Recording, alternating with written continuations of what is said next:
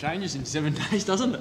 Yeah, a week in sport can be a long time, and you know, we did a lot of things off the court that were fantastic, just being open and honest with each other, and that carried over to the training sessions, and then obviously to go into the game, I thought everyone stood up, and then obviously Bryce couldn't put on a superstar performance as per usual, but I thought everyone really lifted. Sorry, I couldn't help it. It was in the background. The challenge is always, anyone can get up for the one. When you have those big weeks, the challenge is now to get up for the rest of the time, isn't it? Yeah, you're exactly right. Hopefully the game over the weekend is a style of play and who we really are, and that can carry on now for the next 5 games in the regular season. We've got a lot to play for, not only qualifying for the playoffs, but still pushing for a top 2 position and home court advantage, which is huge. So it starts this weekend with Adelaide, who are obviously sitting, you know, one above us on the ladder, and if we can beat them twice over the weekend, we can jump in a second spot. But it starts with a huge game Friday night, and we know what to expect from them.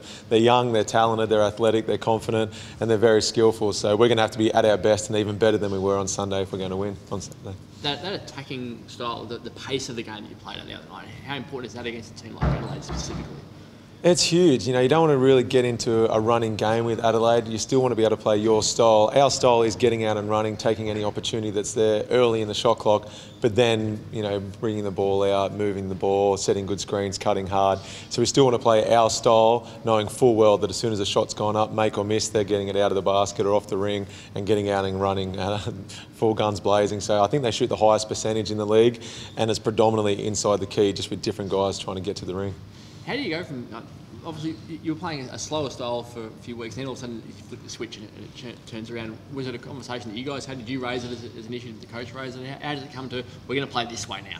Yeah, we watched video, and if you were to compare the style of play from earlier in the season to, you know, the month of December or January, we were much slower, and that's not who we want to be. And sometimes you've got to see it on video to realise, oh wow, that's what I look like out on court. But then we spoke about it, the type of team we want to be, and we want to get out there and run. We've got 2 of the best athletes in the league in Tokoto and obviously DC, but then Bryce is super quick, Jared Kenny can get out and push the ball. So we've got all these tools, yet we weren't using them effectively. So now if we can get out and run, I think it benefits us. So what you did, a side-by-side comparison, did you with the divisions, split screen sort of? No, it wasn't that extreme, but more of a numbers, possessions per game, and things that indicate, you know, whether the type of tempo the game's indicating was showing that we're playing a lot slower. And then we were watching games and we're like, oh, why didn't we crash that rebound, or why didn't we get out and run? So sometimes, you know, you've got to be conscious of what you're doing out there to realise, okay, that was the wrong decision, or maybe I wasn't pushing myself as hard as I can.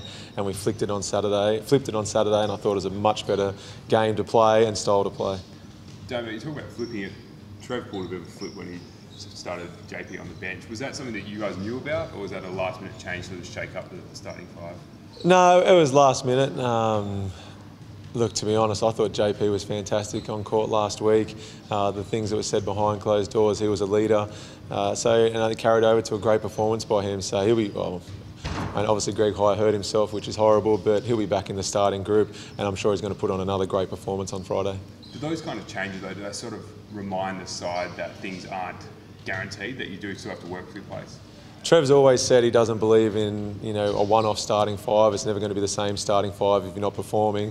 And he's a big believer that he'll play any 5 guys provided they're playing together as a team out on the court. And I think Jared Kenny was a key example of that. He was fantastic, so he played extended minutes. And if you have 5 guys working well on the court together, it doesn't matter what the name on the back of the jersey says, they're going to play extended minutes.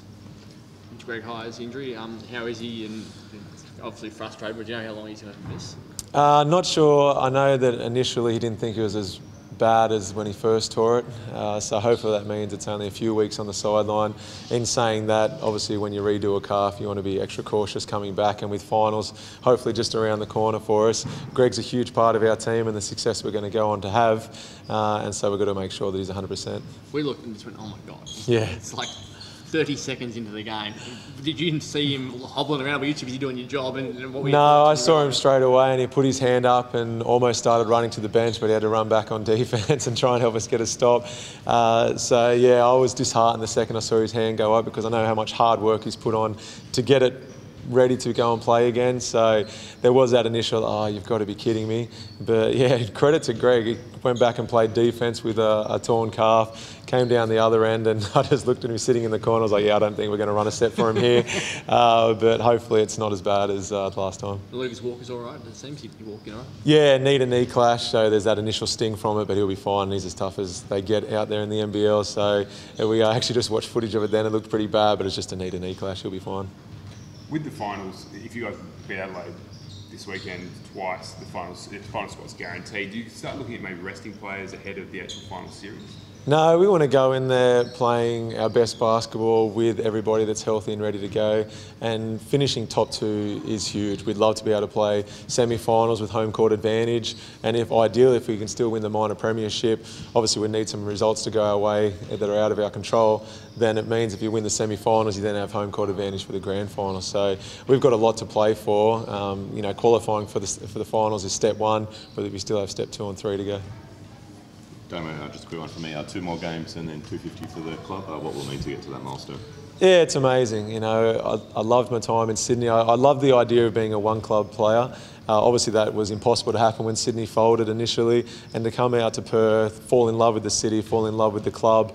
It's been Sydney folding was the best thing that ever happened to me, because now I get to call Perth home, and to know that I'm suiting up for 250 games wearing the red, it's something I'm very proud of. I've had a lot of great memories, both on and off the court, from championships to teammates to friendships.